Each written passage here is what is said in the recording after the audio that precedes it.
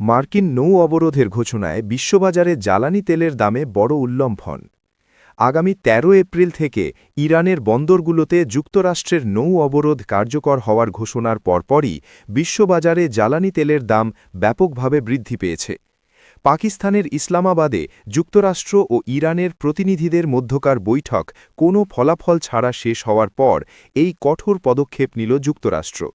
অবরোধের বিস্তারিত কার্যকরের সময় মার্কিন সামরিক বাহিনীর সেন্ট্রাল কমান্ড সেন্টকম এর বিবৃতি অনুযায়ী ১৩ এপ্রিল সোমবার সকাল ১০টা থেকে এই অবরোধ কার্যকর হবে।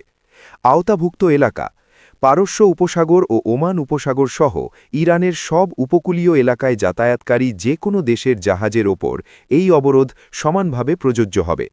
প্রেক্ষাপট ইসলামাবাদের শান্তি আলোচনা ব্যর্থ হওয়ার পর মার্কিন প্রেসিডেন্ট ডোনাল্ড ট্রাম্প হরমুজ প্রণালী অবরোধের এই ঘোষণা দেন। তেলের বাজারে প্রভাব অবরোধের খবরের জেরে আজ লেনদেনের শুরুতেই বিশ্ববাজারে তেলের দামের ঊর্ধ্বমুখী প্রবণতা দেখা যায়। যুক্তরাষ্ট্রের বাজার অপরিশোধিত তেলের দাম ৮% বেড়ে প্রতি ব্যারেল $১০৪.২৪ পৌঁছেছে।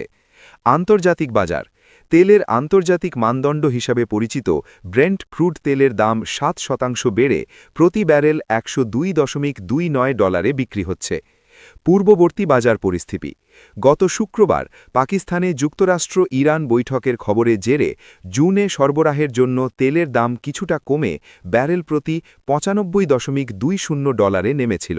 তবে ২৮শে ফেব্রুয়ারি ইরান যুদ্ধ শুরুর আগে তেলের দাম ছিল ব্যারেল প্রতি প্রায় $৭০, যা যুদ্ধের প্রভাবে এক পর্যায়ে $১১৯ও ছাড়িয়ে গিয়েছিল।